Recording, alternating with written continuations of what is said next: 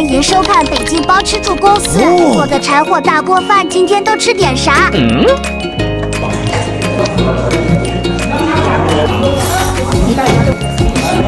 瑞超大食堂，欢迎来品尝。今天给家人做一个辣椒炒肉、柠檬手撕鸡，再做一个西红柿鸡蛋汤。上周单位小刘说想吃老家的家常菜辣椒炒肉了，那还说啥了？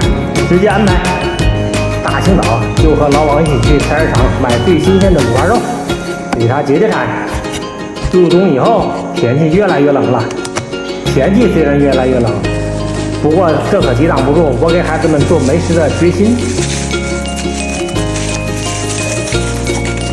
再做一道口水鸡，口水鸡一定要选新鲜的鸡鸭腿，然后搭配上老叔的秘制小蘸料，直接给你香米。